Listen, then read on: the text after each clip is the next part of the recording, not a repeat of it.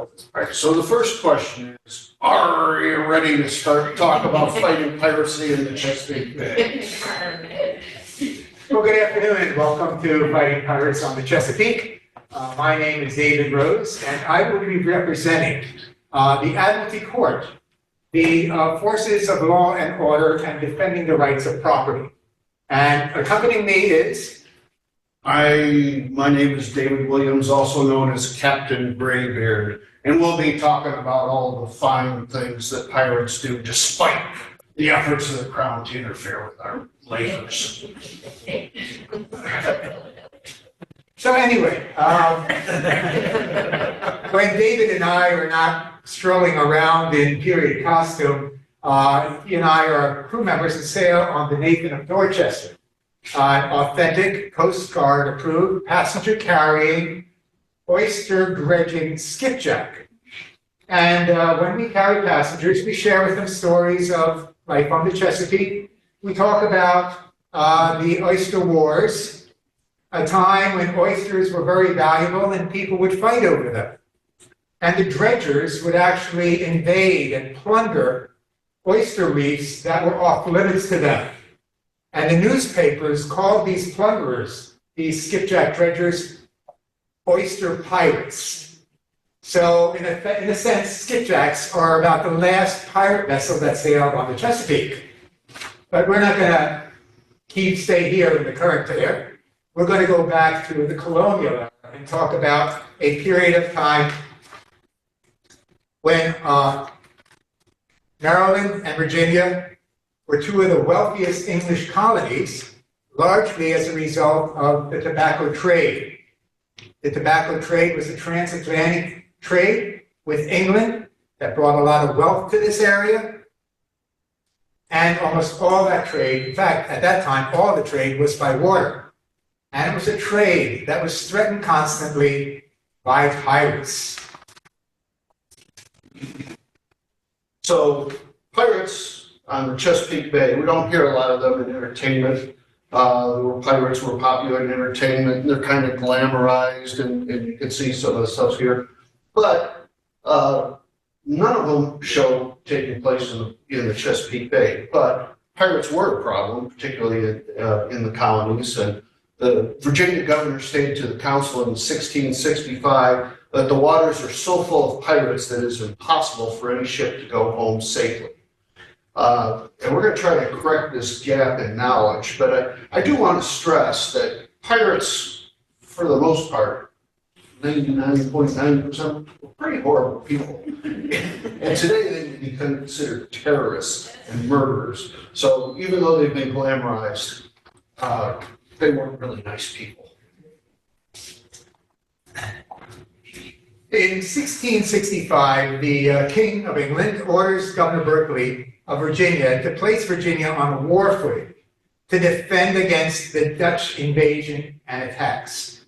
Now, this was as a result of the Second Anglo-Dutch War being declared. There were a total of 3 between the Dutch Republic and England. Now, there were 2 responses that the king wanted the colony to do. The first one was to build forts to defend the bay, the entrance to the bay, and to defend the entrances to the river.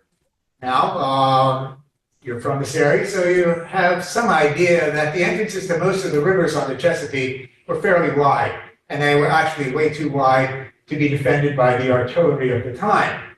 The entrance to the bay, although it is around 17 miles wide, was also too wide to be defended by any sort of the artillery of the bay.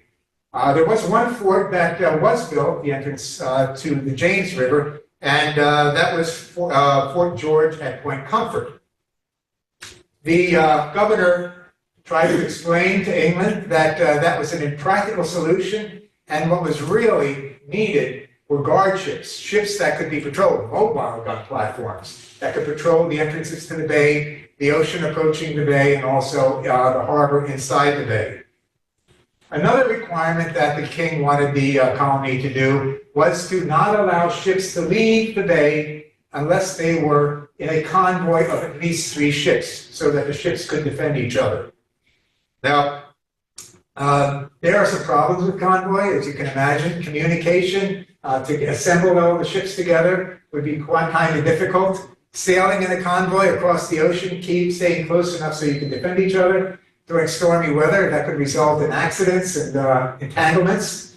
However, sailing in the convoy was seen as better than sailing alone. And the way we know that is from the insurance rates. The insurance rate for a ship sailing in convoy was actually half of that of a ship sailing by itself.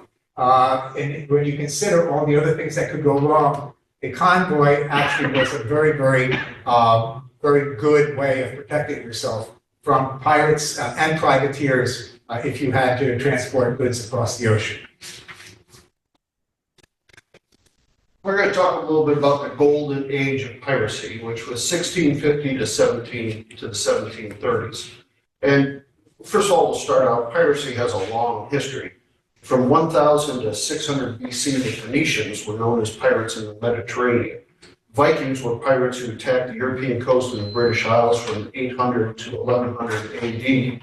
During the Middle Ages, the Moorish and Turkish pirates had bases in southern France and created havoc in the Mediterranean. The golden age of piracy, as I said, was from about 1650 to 1730. It started in the Caribbean with attempts to Spanish treasure fleets and European trade and intersect European trade with the West Indies. Other names for pirates are buccaneers, sea dogs, corsairs, picaroons, and other names. It's basically all the same thing. Just different ways of calling pirates pirates. And there were pirate havens established throughout the Caribbean. The most prominent two were in New Providence in the Bahamas, which is Nassau, and in Port Royal in Jamaica. And pirates from the Caribbean and the Spanish Main, which is the north coast of South America, expanded all the way up along the coast of North America as trade between the English colonies and England increased in the late 1600s. However, pirate acts on the Chesapeake predate the arrival of pirates in the Caribbean. So the first official pirate in the Chesapeake Bay was William Claiborne, and he arrived in the Virginia colony in 1621 as a land surveyor, received the rights to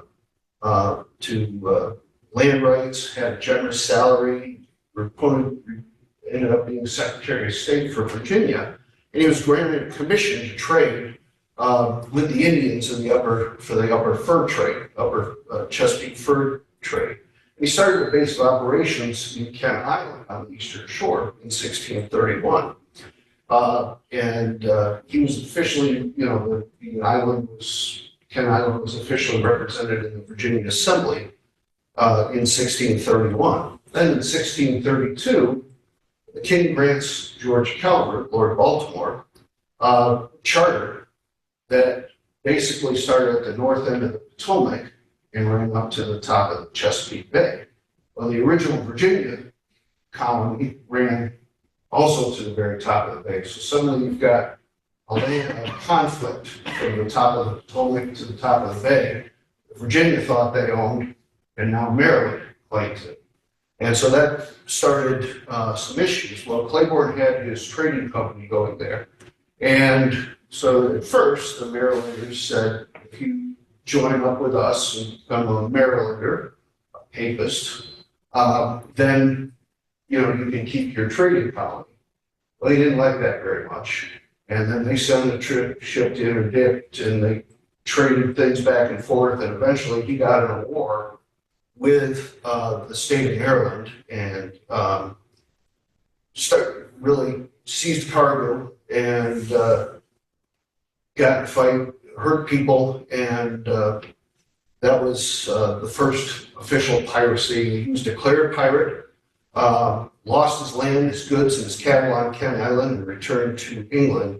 And two of Claiborne's men were captured and hung as pirates by the Maryland colony.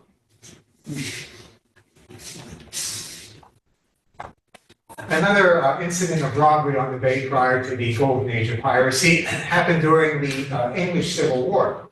The English Civil War, a lot of people don't know about the English Civil War, but it was a war that took place from around 1642 to around 1649, and it was between the forces that supported the king and the forces of Parliament. Parliamentarians were called Roundheads, and the supporters of the king were called Cavaliers.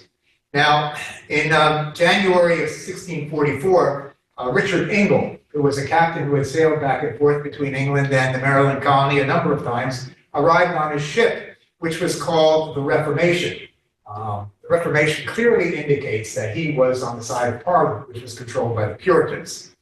During previous voyages, he had made comments against the king, and upon his arrival this time, he was arrested for treason, as they supported the king, and the king asked that all people who made treasonous comments be punished. So he was arrested in 16. He was arrested, but seems like security was a little lax, and he escaped, took his boat back, and captured a number of vessels on the bay before sailing back to England. He was tried in absentia, and for the crimes of piracy, mutiny, trespass, and contempt. His defense that he was, when he was asked, was that he was owed a debt of tobacco by these people. Now, he returns in September of 1644 with a letter of marque and reprisal that was granted by Parliament, Parliament being in control this time. Now, he recruits Protestants in the area to his cause, stating that he had a commission from Parliament to plunder all Papists, the name for Catholics, and root them out of Maryland, and to plunder all them that would take up arms with them.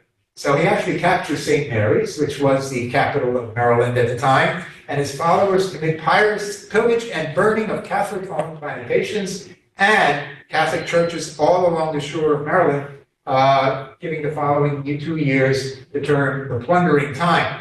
He did return to England, and as far as I was able to find out, never suffered any consequences. Now, we mentioned so far 2 wars. We mentioned the Anglo-Dutch War, and we mentioned the English Civil War. But there were a lot of wars that England was involved with during the colonial period.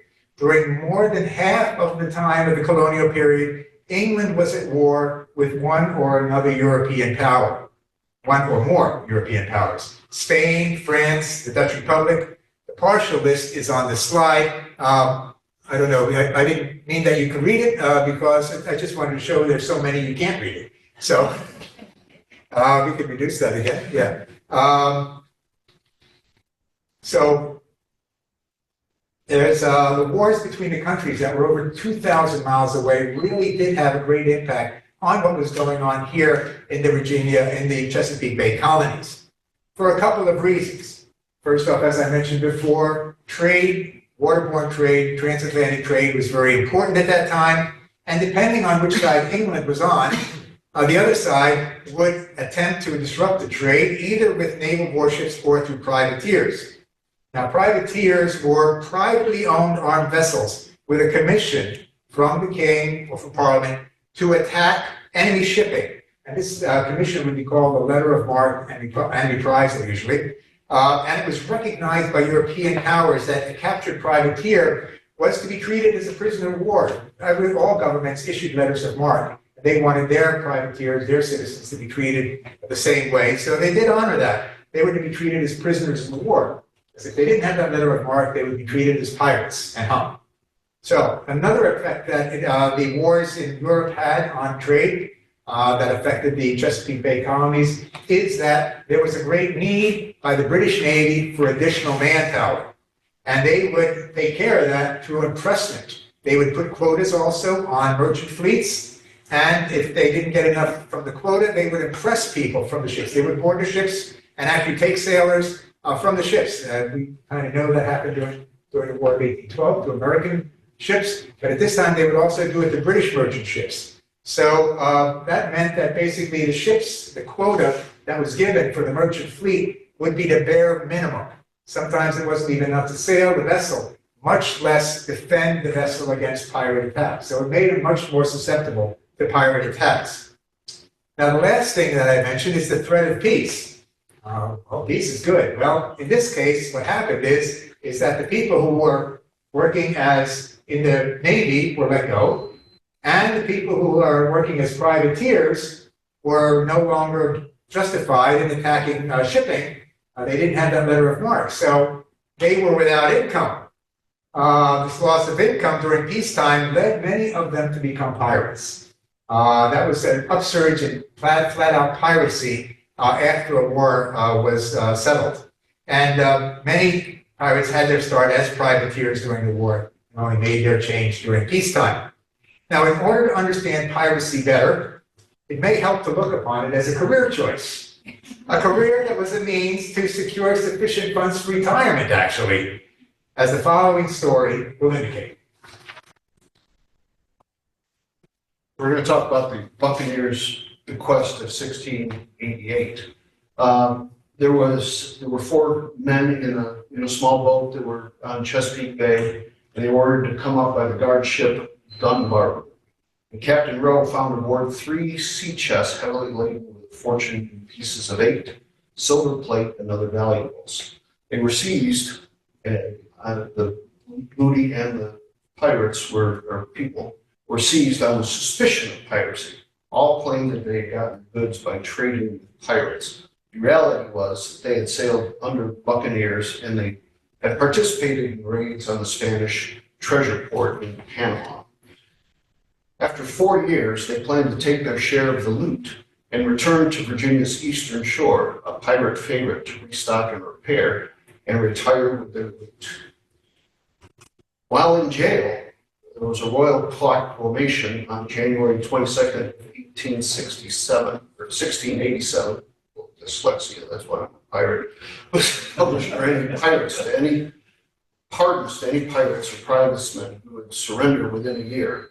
A legal advice was given, was to admit being pirates and get the pardon. It meant that you get to keep a portion of your loot for your retirement. You had to also share some of that with the crown, as part of the deal. But that was, mutually beneficial, right?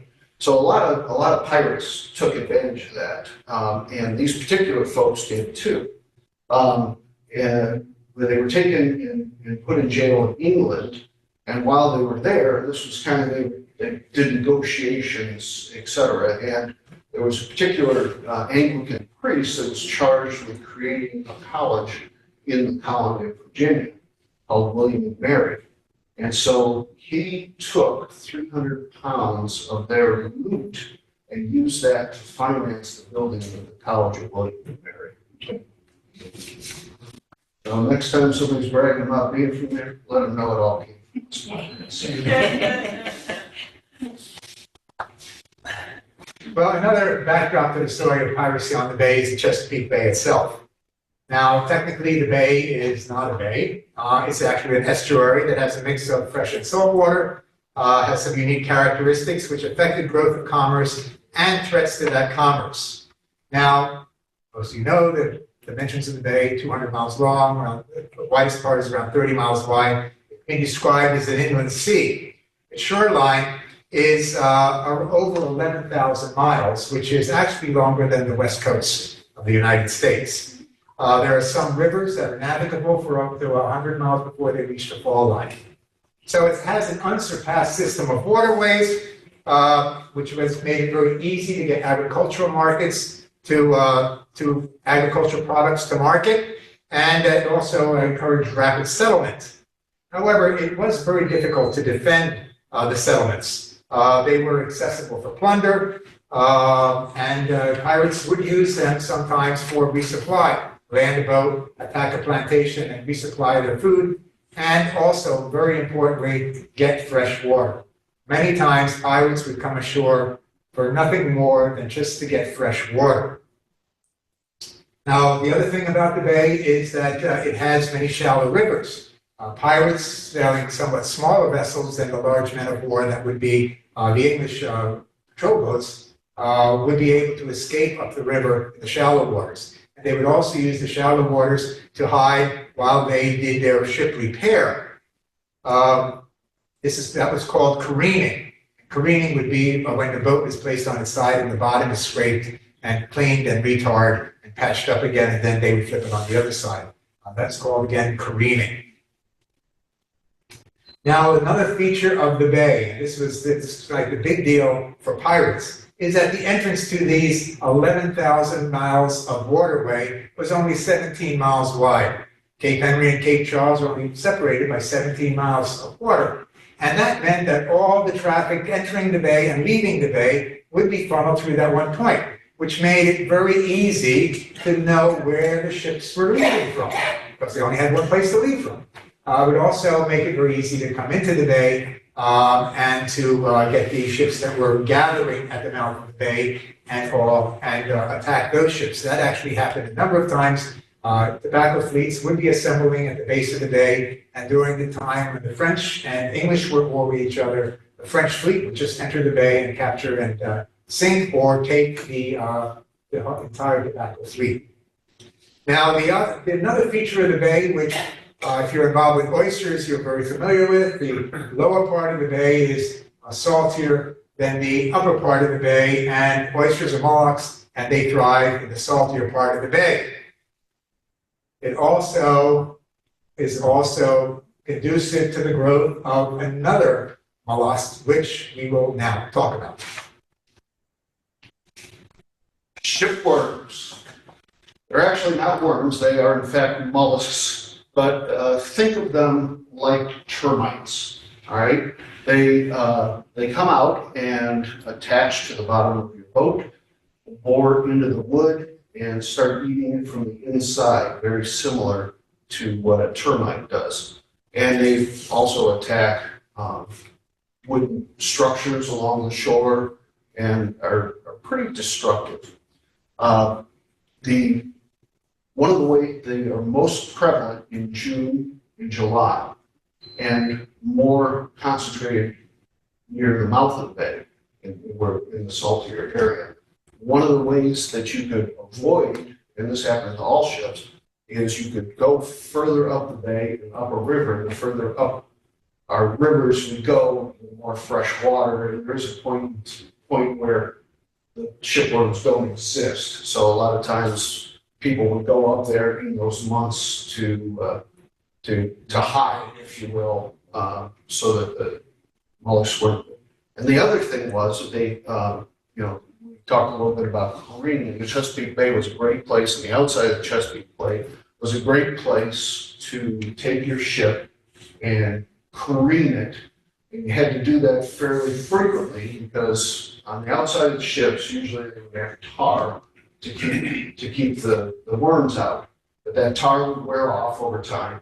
And so you come in and careen your ship and scrape the tar off at a low tide, bring it in at high tide, let it fall down on its side, get out there, work like crazy, get your pitch and tar the bottom, wait for the tide to come up, get your tar ready, wait till it flips down, do the other side. Pirates used to do that quite a bit in the Chesapeake and along the outside of the eastern shore of Virginia, because it was a nice kind of deserted place where you could do that and not be bothered. So that was always, and worms are actually still a problem. And when we're talking about the tobacco convoys, et cetera, which are meeting down at the bottom of the bay, that often proved to be a problem for those ships.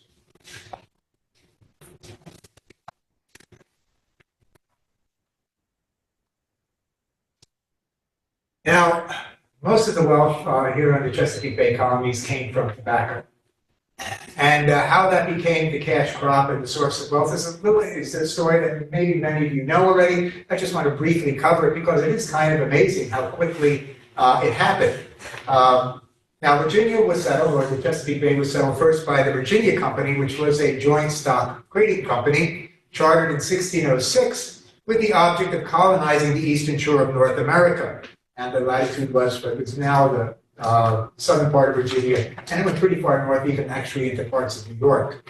Now, the profit to be made for this company was to come from sending to England lumber, naval stores, which are like tar and pitch, wine, skins, and especially fish.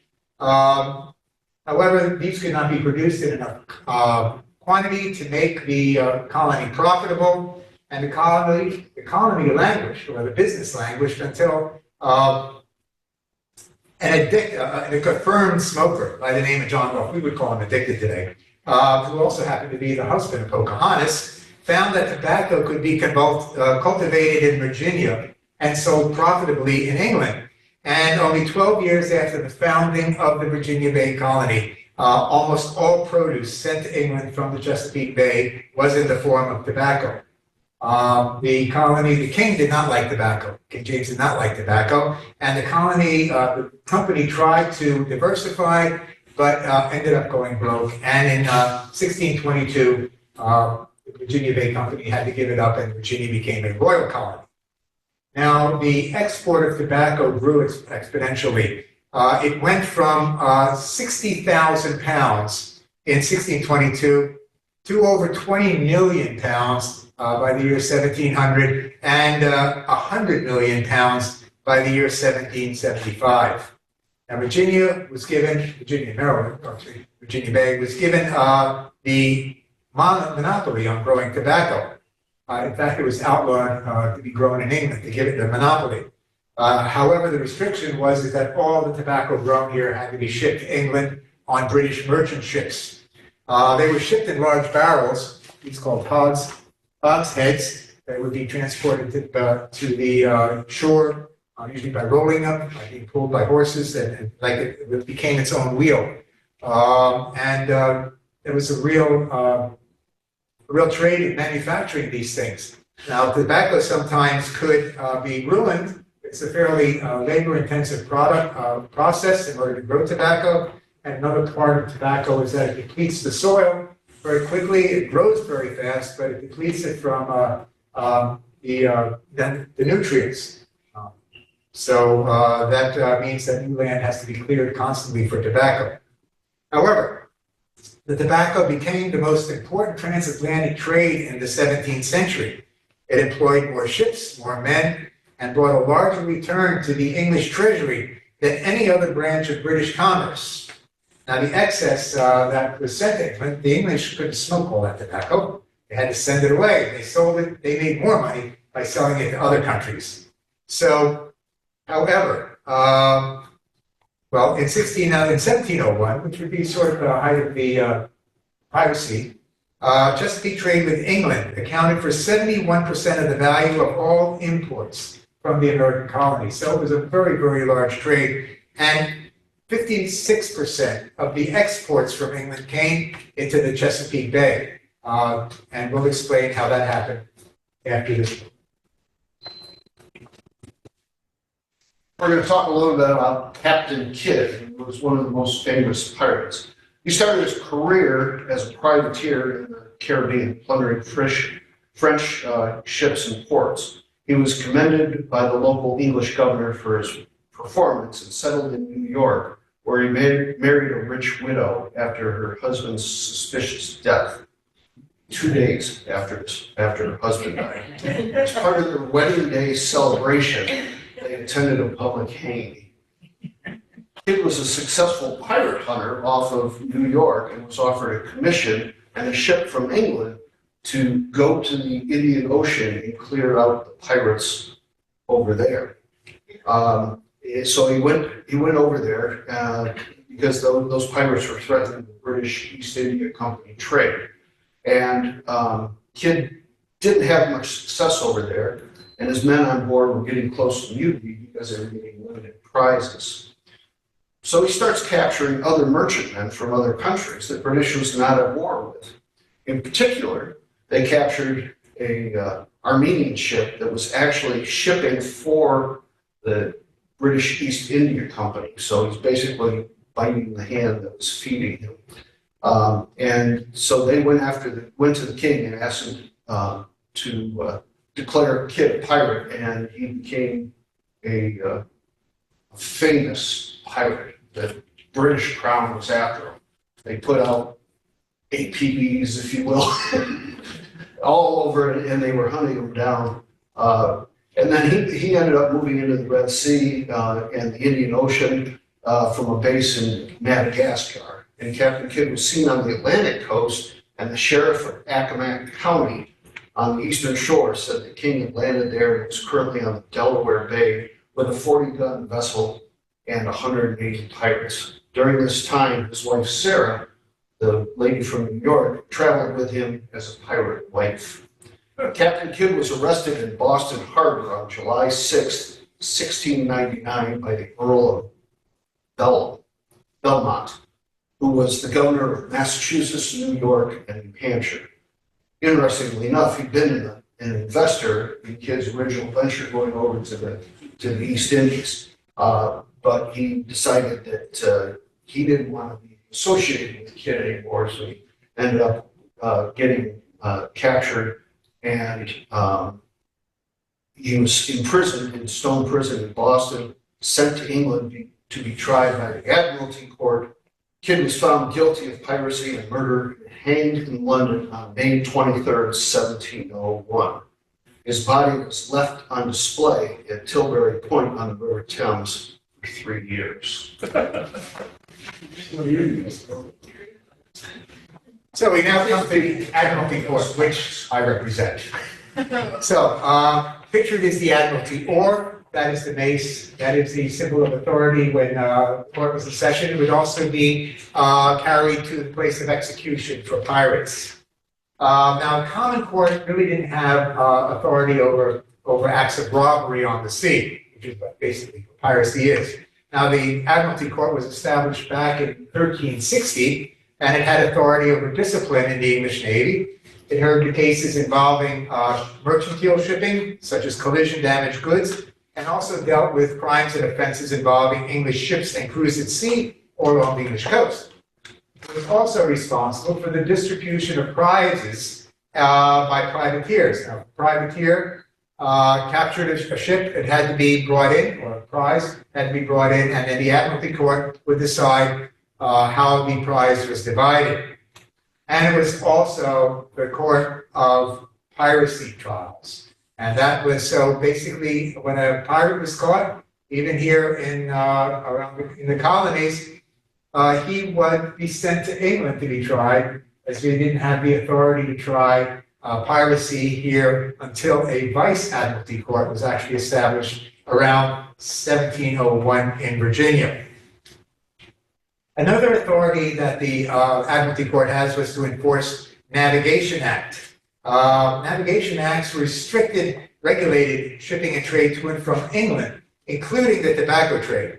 Now, the Navigation Act required that trade with England be with English crews and English ships, and it had a twofold purpose. The first one was to build up the British merchant fleet to meet the manpower needs of the Navy. Merchant fleet was seen as the training ground. They actually called it the nursery of the Navy. And the second one was to make sure that England was the clearinghouse for all commerce, and that England would maintain a positive balance of trade, which is the basis of the mercantile system. Now, one of the side effects, or unintended side effects here in the colonies with the mercantile system, was that all the cash crop being sent to England meant that the exchange and the money would be made in England. The tobacco would be sent over to England with a list of items that the person who was selling the tobacco wanted to be purchased in England. So all the money would be made and sent in England. And also, England had a rule that the colonies could not make coinage. So the colonies were very, very cash poor. Actually, tobacco receipts of tobacco in a warehouse was actually the form of currency. Virginia laws specified the amount that a lawyer would be paid for doing certain transactions, and the amount he was to be paid was actually in law in pounds of tobacco. That's how valuable tobacco was as a form of currency. Now, many areas along the coast, including the Eastern Shore and especially Philadelphia, they were very happy that pirates would sell them the looted good, so they could get goods from other countries actually, but even more importantly, that they would spend their pieces of eight, the Spanish gold, while they were enjoying the hospitality that would be on sale on shore, and also actually the purchased goods to restock their ships. Now, those not engaged actually in the transatlantic trade had little to fear from pirates, as the following complaint from an officer of the Vice Admiralty attempting to capture on land pirates who were formerly sailing with Captain Kidd. We might have, with ease, secured all the rest of them, and the ship too, had this government given me the least aid or assistance. But they did not, nor so as much issue out a proclamation. But on the contrary, the people of the government have entertained the pirates, conveyed them from place to place, furnished them with provisions and liquors, given them intelligence, and sheltered them from justice. And now the greatest part of them are conveyed away in boats to Rhode Island. All the persons that I have employed in searching for and apprehending these pirates are abused and affronted and called enemies to the country for disturbing and hindering honest men, as they are pleased to call the pirates, for bringing their money and settling among them.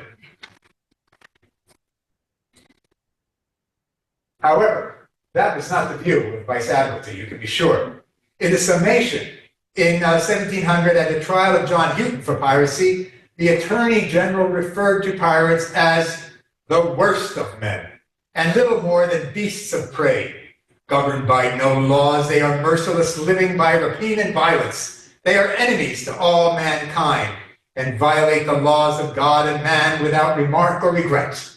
They love mischief for mischief's sake, and will do mischief they can, though it brings even not an advantage to themselves. They destroy trade, and thereby defraud the king of his customs.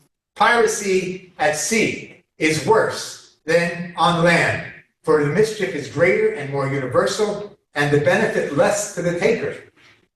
For the sake of a little rigging, a pirate would destroy an entire ship. This brings up the point that pirates needed to not only resupply their ship, but actually replace worn lines and tackle and all that kind of stuff. If you sail on a wooden ship, you know it's a constant thing of upkeep. If you're sailing the ocean, put around 150 guys on your boat, you're going to need to replace a lot of stuff fairly regularly, and the way to do it is just capture another ship and take the stuff from that ship. Sometimes that would be the thing that would cause them to attack a larger ship, would be just to get the rigging from that ship, the sails, and then incidentally they would also loot the sailors who were there on the boat. Now, the penalty for piracy would be death by hanging. However, in addition to hanging as a form of punishment, there would be something called gibbeting, where the body, as was previously mentioned by Captain Kidd, would be put on display in a specially constructed iron cage. I think it was Parliament protested the Admiralty doing that because of the cost of building an iron cage for every hanging, but the Admiralty felt it was important to keep the deterrent effect going. And they would be basically gibbeted between high and low tide, which was on the Thames, which was actually the boundary that the Admiralty had authority over. Now, as we mentioned before, though, the king, every once in a while, in order to clear the sea of pirates, would offer pardon for pirates who would turn themselves in or surrender within a certain period of time and thereby be able to avoid punishment. Now, as was previously also mentioned, the loot would have to be divided up then. And some took advantage of it, and some took advantages of it and returned to piracy, as we shall see later. There is one pirate, though, that we want to talk about briefly who escaped any sort of punishment, and take it away, Pat. John James. Before arriving off of the Virginia coast in the pirate ship Providence Galley, John James boasted that he had several million pounds in sterling of gold and silver taken from captured vessels. His early beginning was unknown. There was no record of him prior to 1699. He was a member of a Dutch-commanded pirate ship. Captures a 22-gun frigate, and the English crew revolted against the Dutch pirate and made John James the captain. And John James then marooned the Dutch captain and on an island and now has this 22-gun frigate.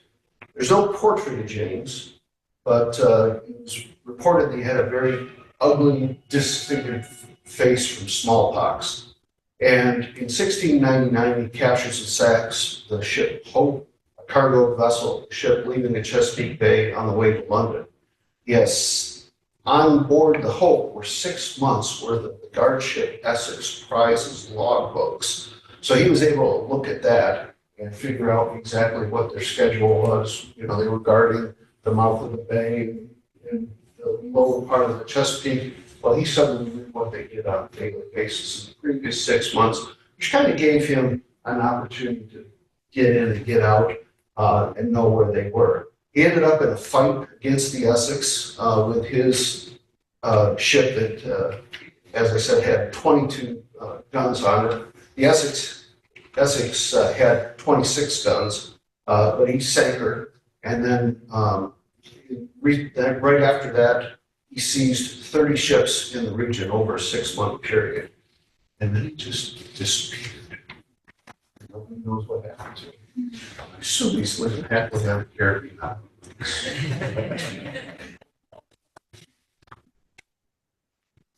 Now, this increasingly valuable trade that we spoke about, the tobacco trade, was becoming very important to England. And the merchants who owned the ships that this tobacco was being shipped on were asking for protection for their ships from pirates and privateers. Now, the colonies could not support a ship that would be big enough and large enough to protect the tobacco fleets. Only the British Navy had ships powerful enough to protect the bay and tobacco trade against pirate and privateers.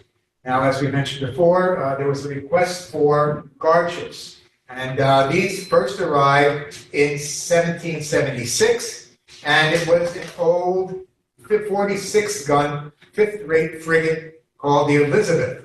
And it was put on station around the Cape. And it was so old, though, that it needed repairs upon its arrival. Now, I use the term man of war. A man of war is actually any British fighting ship, sailing ship.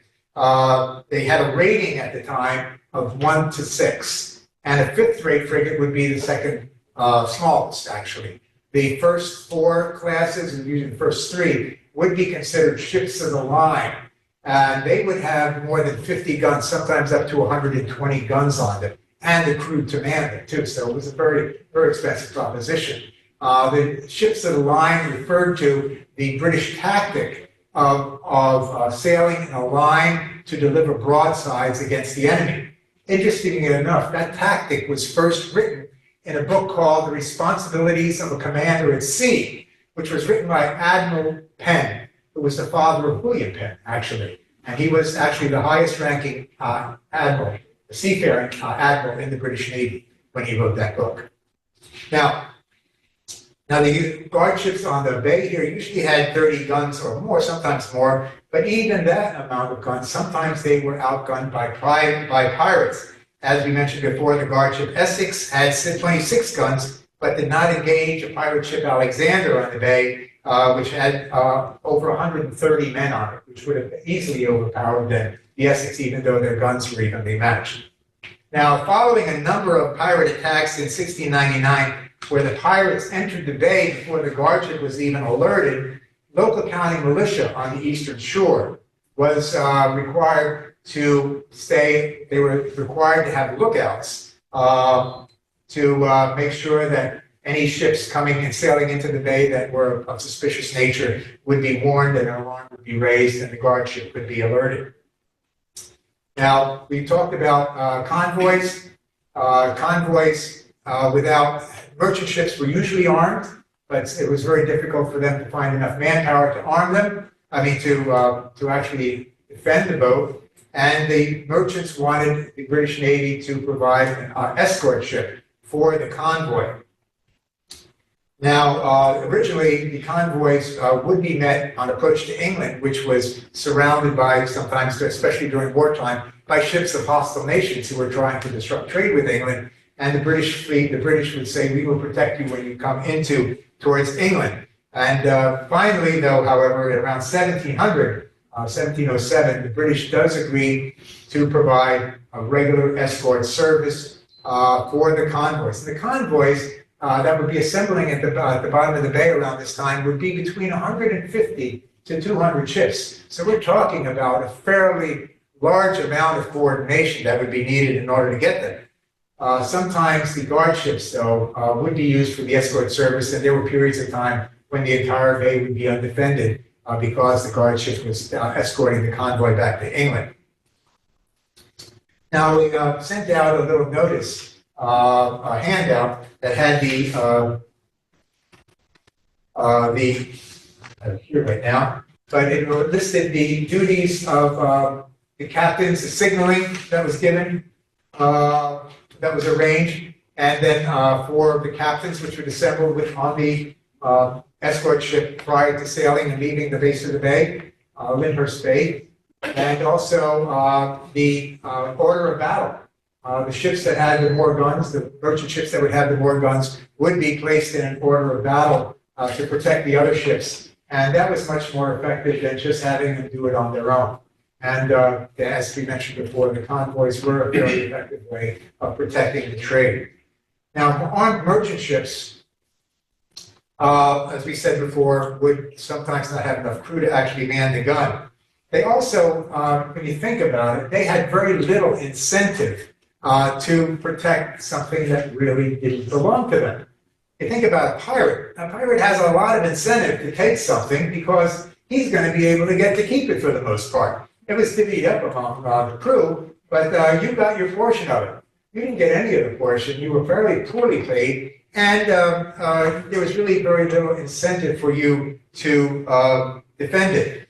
They were sometimes actually offered the opportunity to join the pirate ship, and a lot of the sailors did take advantage of that. We also provided you with the articles of agreement that were, the articles of, yes, here we go, articles of agreement.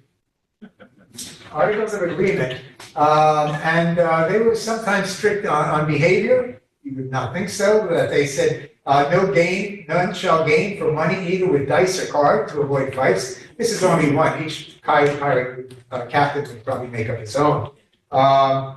Each man shall keep his piece, cutlass, and pistol at all times clean and ready for action. No man shall talk of breaking their way of living till each has a share of 1,000 pounds. Every man who shall become a cripple or lose a limb in his service shall have 800 pieces of 8 from common stock and for lesser hurts proportionately. So they actually had a healthcare system. Pirate fleets actually would use captured merchant ships. Some of the merchant ships would be used to carry the loot that they had, and there's actually pirate fleets that would use merchant ships as hospital ships, so that the pirate wouldn't be in the way while he was recovering from his injury when they were getting another boat to capture.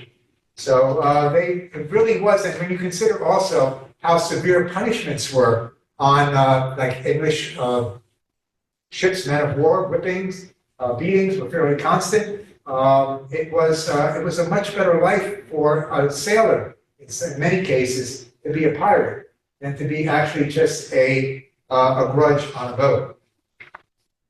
Now, sometimes the pirates would loot and sink the boat. They were not all that nice, as we also know. We're going to talk about Louis Guittard. I think that's the way it's pronounced. I'm going to say Guittard. It's easier. He arrived in Chesapeake Bay in the spring of 1700 after capturing a number of vessels in the Caribbean, some of which he added to his fleets and others he sank. He entered the Chesapeake, plundering and sinking 5 merchant vessels as soon as he got into the bay. He was expecting only the elderly Essex prize, the gunship we talked about before, to be one that it was going to be fighting. Instead, a 5th-rate frigate, the HMS Shoreham, under Captain William Passenger, had replaced the Essex prize, and was a better ship and better commanded. So the Shoreham arrived in April of 1700 in response to pirate John James looting a number of vessels in the area and forcing the outgunned Essex prize to retreat. So they're upping the game against us good pirates. Anyhow, after Cutter chased the remaining merchantmen into Lynnhaven Bay in Virginia, the Virginia governor, Francis Nicholson, accompanied Captain Passenger of the Shoreham to fight against the pirates. Although evenly matched, the Shoreham's 115 crew and 28 guns to Guitar's crew of 150 and 20 mounted guns. Guitar was forced to surrender after a 12-hour battle in Lynnhaven Bay. Guitar threatened to blow up the powder magazine and kill 50 prisoners that he had if he didn't receive quarter and a pardon. Nicholson granted the pirates quarter, but referred them to England for trial. With 26 men killed, the HMS Shoreham took on the surviving crew members, of which more than half were wounded. Transferred to England, Guitar and 23 of his crew were tried for piracy and hanged in London several months later. You just can't trust those crowd people. Now, just talk a little bit about the type of ships that were used by the pirates. Our images from the pirates of the Caribbean usually have the Spanish galleons, the large fore and aft deck, very tall ships, square riggers. But actually, that was not really the ones that were favored by pirates. The pirates needed a boat that was fairly fast so it could overtake a merchant ship and could also be maneuverable to escape should a British man of war come across it. And also, what they wanted was a smaller boat to be able to go into shallower waters where the larger men of war could not go to. So the galleons, these typical pirate ships, they were really not favored by most pirates. They also needed many men to sail, which didn't leave many men then to actually board the other boat.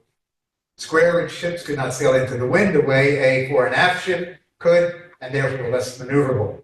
They favored sloops, which had one mast fore and aft, a schooner, which had two masts, which was fast and had a shallow draft, or a brigantine, usually larger than 20 tons. Some of those ships carried cannon below deck.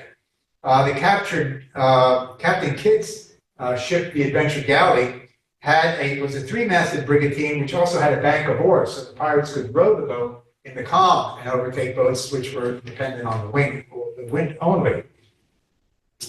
Now, the looting, as we mentioned before, was not limited to cargo. Ships needed constant replacement of food and water, and ship supplies, and replacement of worn rigging and sails. Now, one of the pirate tactics coming across a boat would be to fly a friendly flag. One of the things you capture with another boat is their flags. And what you do then is use that flag as a decoy. If you're faster than a target ship, you also try to approach it from the rear, which is lightly defended. They would raise the pirate flag before their attack usually, and sometimes one of the pirate messages would be they would raise a red flag, which meant that if you tried to defend yourself, no quarter would be given when we come and take over, meaning you're dead on arrival.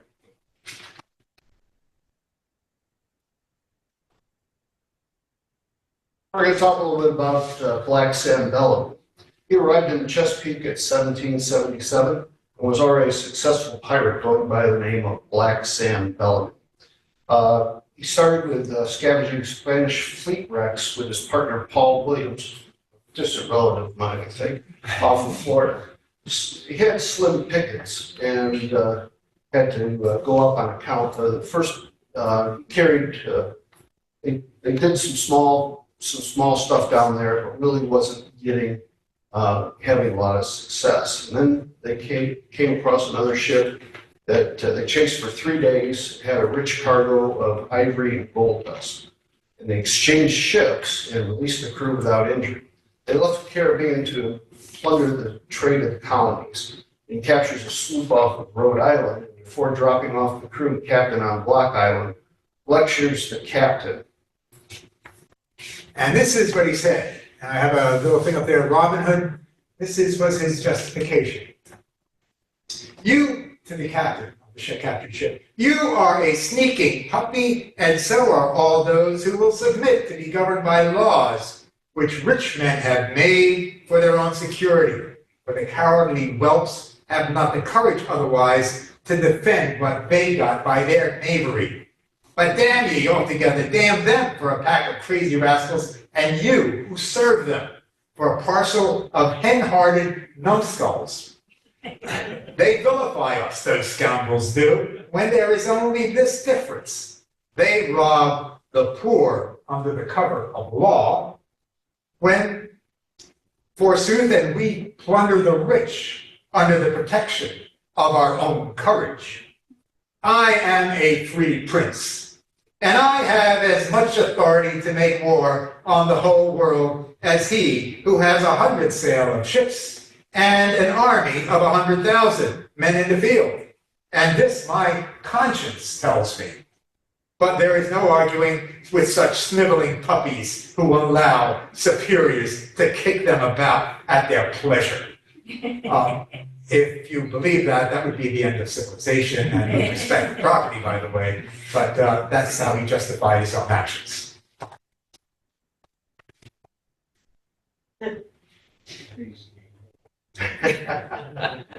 He arrived off the Virginia coast in 1770, and outgoing ships were usually filled with hogsheads of tobacco. It's difficult to move and to offload in the colonies. Incoming ships filled with goods purchased from England were very desirable in the colonies, with rum, sugar, silk, porcelain, and other items. In April, he plunders 3 ships in one day, and 3 days later, yet another one. Many others. Williams was also active in a much smaller ship, which was able to hide in the bay inlets and take ships by surprise. Both needed repair and looked for a place in the Bear to careen. Left following the rumor that the guard ship Shoreham was entering the bay. Wind drowned off of Cape Cod eventually, and over 120 men died. The men captured and hung. The remaining were captured and hung.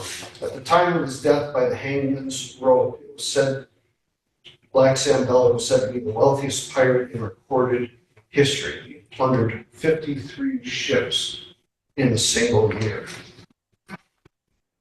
We're going to talk a little bit about women pirates. There were a few pirates that were women. 2 of the most well-known are Anne Bonny and Mary Read.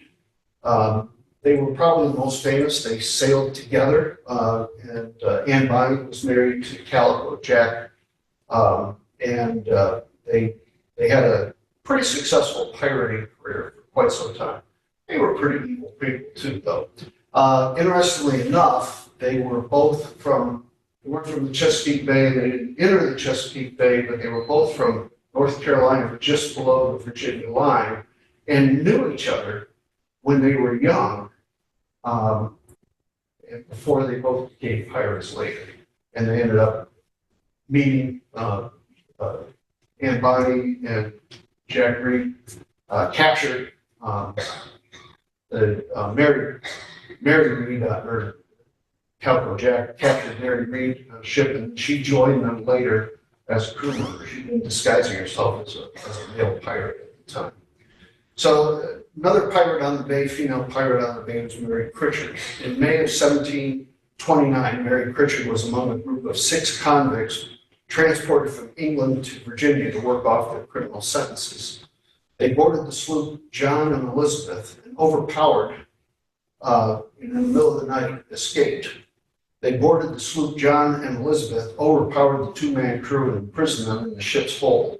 With Mary sitting on the hatch to keep them confined, the prisoner crew sailed into Chesapeake Bay. Despite Mary's protests, the prisoners turned pirates released the ship's former crew. Shortly afterwards, the John and Elizabeth were captured, and Mary and her companions were tried in Williamsburg, Virginia, and convicted of piracy. Although they were sentenced to hang, there is no record of their execution. Now we're going to talk about one of the most famous pirates of all, Blackbeard. His name was Edward Teach, and he had his fame near the end of the golden age of piracy. He arrived in the New World around 1713 and is believed to have prior military experience during the War of Spanish Succession, succession, possibly as a privateer. He's out of work at the end of the war, as we talked about. Privateers suddenly during peace had nothing to do. He sailed out of Philadelphia as a sailor for a while before turning to piracy. He settles in New Providence, or Nassau, as we talked about, the pirate haven, and teams up with Benjamin Torngold, who's kind of the head of New Providence. And they both decide to sail up the eastern seaboard to plunder. They come ashore on Smith Island on the coast of Virginia to careen their ships. They sailed up to the Delaware Bay and robbed 2 sloops, headed for Philadelphia, and they tried to sell the goods they just stole in Philadelphia. They left Delaware Bay after they had caused so much havoc that all trade with Philadelphia was stopped. They sailed back to the Bahamas and captured a number of ships. Woodes Rogers became the governor of the Bahamas and gets serious about clearing out pirates. Teach, meanwhile, converts a large merchant gunship into a warship and calls it Queen Anne's Revenge. He goes on a pirate rampage and becomes known as Blackbeard from the lit fuses he leaves stuck in his beard while he's attacked, and he was a fearsome warrior. He sailed back down to the he sails up to South Carolina and blockades the port of Charleston and just intercepts all of the trade that's going back and forth. Then he eventually moves up, and that's the most place here. And but he got ended up in Charleston and went in and got some medication. He accepted a pardon from the governor of South Carolina, and then he settled for a while in Charleston, marries a local girl, and has the governor preside over the ceremony. So he's got well with the locals. Then he moves up to Ocracoke Island and settles in there in North Carolina and becomes friends with the governor and originally celebrated as a local celebrity. He did happen to position his ship right across from the governor's house. So think about how friendly you're going to be to this guy that has basically a fort sitting right across from him. So he became very, very good and became friends with the governor of North Carolina. But the locals, after a while, decided this guy's really bad news. They ended up going to the governor of Virginia, Governor Spotsworth, and asked him to come down and try to capture Blackbeard because the governor of North Carolina wasn't going to do it. And so Governor Spotsworth puts together a crew of 2 ships and 3 ships, comes down, and they catch Blackbeard out there, have a horrible fight with him. They ended up capturing him, cutting off his head, putting it on the bowsprit of the boat, and bringing it back to Point Comfort in Hampton, Virginia, and was on display in the harbor. His head was on display in the harbor for years. Well, we're now leaving the Golden Age of piracy and coming back to more current times. Starting with the Revolutionary War, though, American Declaration of Independence also meant that the Admiralty declared its independence from protecting American commerce. So we were on our own. We didn't have much of a navy. The Congress basically used letters of marque to capture enemy ships and disrupt British trade. Here on the Chesapeake, however, what we had was divided loyalties. There were a number of loyalists on the bay who went to piracy, and they would capture boats that they thought were belonging to people who were sympathetic to the revolution. It was quoted that Chesapeake was at the time infested with innumerable pickeroons, which is pirates, barges, galleys, and small privateers. There was actually a battle on the Chesapeake called the Battle of the Barges. It was between the Maryland naval forces and a local loyalist called Jason Wheeland, who had a number of barges, armed barges, and he won. The Maryland Navy did not. Now, I mentioned the Barbary pilots because people know about them. That did not take place in the Chesapeake. It took place in the Mediterranean because the United States government actually didn't have enough money to pay the ransom that they wanted all the time. So that's a war that you'll probably know about if you sing Star Spangled Banner. War of 1812, America uses privateers. It has a very small navy. Privateers actually cause much more disruption to British trade than the Navy does. I believe it was around 10 times more ships were captured by privateers, American privateers. They actually cruised the coast of England. One of the reasons that British came up to Chesapeake Bay and attacked Baltimore was because Baltimore was really a big shipbuilding place and a harbor for a lot of the privateers sailed out of Baltimore. And that was one of the reasons the British wanted to come and attack Baltimore. Now, the Civil War, another time when the Bay was divided. The Chesapeake colonies, Maryland was a Union state, and Virginia was obviously a Confederate state. The Confederates would give a captain's commission they gave one to a fellow by the name of John Beale. However, they said, we don't have a boat for you. You're going to have to capture one. So what he did was he went out and captured boats. And he captured some gunboats, and he supplied them to the Confederacy. Now, he was captured by the Navy, and my understanding is since the United States government did not recognize the Confederate government, he was actually hung as a pirate. Bringing us now again to the Oyster Wars. Fighting piracy on the Bay was the job of what was both in Maryland and Virginia called the Oyster Navy. These were boats, armed vessels that were basically to disrupt the pirates who were plundering other reefs that didn't belong to them, and to enforce some conservation laws that were into effect.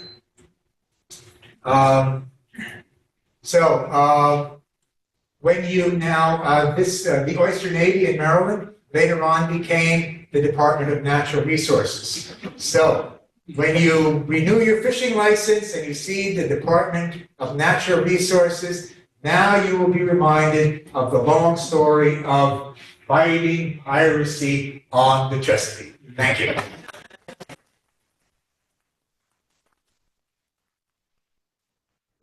Next one. Okay, as we mentioned before, Captain Dave and I are sailing on the Skipjack. If you would like to sail with us on a public sail, the information is there. It was also sent out in the email that went out to people. We have a program on skipjacks and oystering coming in the spring semester, which is on May 7th. And we have here Bud, who will be the authority on skipjacks, who is the authority on skipjacks and oystering, both for the Nape and I think for the entire Chesapeake Bay region, probably. Yeah, if you want to hear more, come on May 7th or that date, and we'll talk about oysters. We'll talk more about the oyster wars. I'll let you know more about some of the more recent infamous people. Some may be your relatives, I'm not sure. I'll find out. Probably. But we'll talk about that. We'll talk about what it takes to really keep these skipjacks still afloat. And last but not least, I wanted to mention the Richardson Maritime Museum in Cambridge. Captain Dave is very much involved with that, and they have an interesting event coming up. If you want to just briefly talk about this, Clay. Yeah, so we're the crew from the presidential yacht Sequoia is coming for a crew reunion on April 9th, and they're going to be we're having a dinner now. We put out invitations. We sold out in 4 days, so there are no tickets available, but it's going to be, we think it's going to be a very interesting thing, and we're going to have a silent auction and probably have some stuff online. So if you're interested in any history of the presidential yacht Sequoia, which is not owned by the Richardson Museum, they're simply leasing space from us, but we are trying to accommodate their, their crew reunion and such not. But the auction will be a fundraiser for the Richardson Museum. So if you see any of that on Facebook or whatever, and want to make some bids on some of the stuff during the auction, we would love to have it. Thank you. Come on, thank you. Do we have any questions? about pirates or? Was the Admiralty Court in charge of mutiny? That wasn't part of my research, but I certainly would think so, yes. They're the ones that went after. I'm just kind of curious if somebody up for piracy ever said, oh, I was swept up in a mutiny and I couldn't get out of it.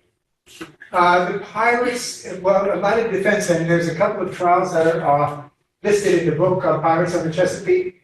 Their defense would be is that they were forced into it. Okay. Right, and that was, and it was amazing when you read the court transcripts, how much effort was made to actually prove that they were pirates. They were really given, proven innocent to proven guilty, actually. It was really, it seemed to be very strong. We were very innocent. One of the things about the Admiralty Court, though, is England did not want the states to try, or the colonies to try pirates so much, because they were very lenient, as we noted, piracy and a jury trial. The Admiralty Court was not a jury trial.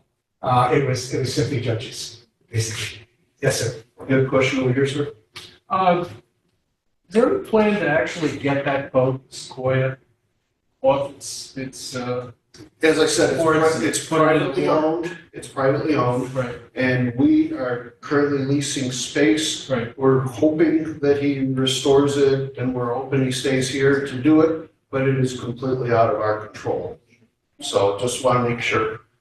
Right now, the gentleman is leasing that spot from us. You mentioned Claiborne. Yes. Up in our area. Are there any other pirates that were up in our area? Yeah, although most of the piracy was down closer to the mouth of the bay. That's where most of the population was, et cetera. There were a number of pirates, and we talk about they didn't just attack ships. They would also, at the time. So we have the map over here. Every bit of commerce, everything that happened was by water, and all of the towns and all of the plantations, et cetera, all had access to water. David, can you stand on the other side of the shed so the people understand? Yes. So everything was water transportation. Plantations all had docks, et cetera, because there were no roads especially on the eastern shore. So people would come up and they would not just attack shipping, but they would attack plantation houses and come in and just pretty horrible things to people. And some of it was pirates. Some of it, we talked about that guy that came into the Reformation. He was basically attacking for religious reasons, get rid of those papists in Maryland. So there was a lot of evil that transpired, and it wasn't just stealing. But most of it is concentrated down here because that was, there was no C&D canal up here, right? This was the only way in and out, so you didn't want to get stuck too far up here. Actually, we mentioned Philadelphia being very friendly to pirates. The number of pirates would leave the ship, because they would basically harbor in Philadelphia. They were that friendly. The governor of Pennsylvania actually had his daughter marry a pirate captain. That's how friendly they were. And so the pirates would come over from Philadelphia and come down the bay, especially if they were looking for a place to land and spend their money. So, but that was Pennsylvania. William Penn actually almost lost his charter because he wasn't doing enough to fight the piracy in the Delaware Bay. So, I just wanted to also make you aware, if you're interested in a little more, some of it is a repeat of what we talked about. The current Tidewater Times has an article on reformed groups. It also talks about Claiborne in this one and a number of other pirates. I didn't know it, but it seems like March must be pirate months. And by the way, we also, for those of you who like to share in some loot, we also have pirate booty here. Courtesy of Dave Academy, it's also involved. Another question over here? Yeah, so you talked about the convoys that we gather to go across. How much shipping, how many ships actually would go across inland back. Well, all commerce had to be on English ships. Right. That was, one of the issues for independence, et cetera, was that I don't know if you guys have ever heard of the Jones Act, which says that only American ships can come to American ports and go from one port to another. Well, the navigation acts and stuff like that were all basically the same thing for England. They wanted control of the commerce. And one of the main reasons is, interesting, tariffs. That was that's how they made the money. They couldn't impose sales taxes at retail outlets, et cetera, back then, but they could force you to land and get your cargo approved and stamped, and you had to pay your tariff when you landed. In fact, Oxford, which is right down here, was a tariff station on the Chesapeake Bay. And so everybody that was coming into Chesapeake Bay had to stop in Oxford and pay their tariffs before they could proceed and unload their goods.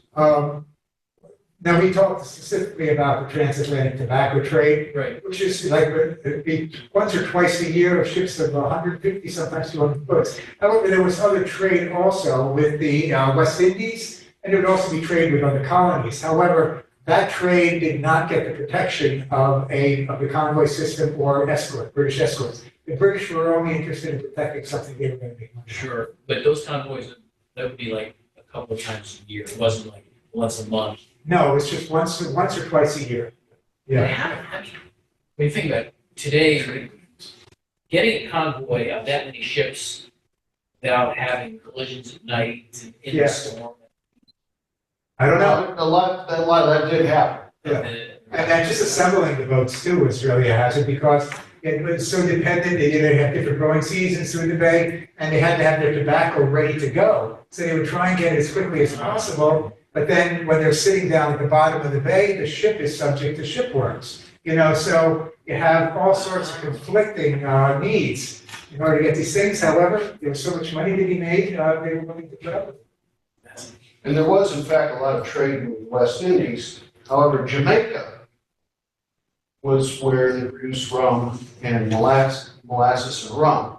So technically, if you were trading with them, it had to be from Jamaica. Now, once you get down there, they don't necessarily know where you're going. Jamaica. Say we went to Jamaica. Chesapeake Bay was number 2 for the most part as a transatlantic trade with England. Jamaica was first. Any other questions? We'd like to thank you for being a wonderful audience and appreciate your time.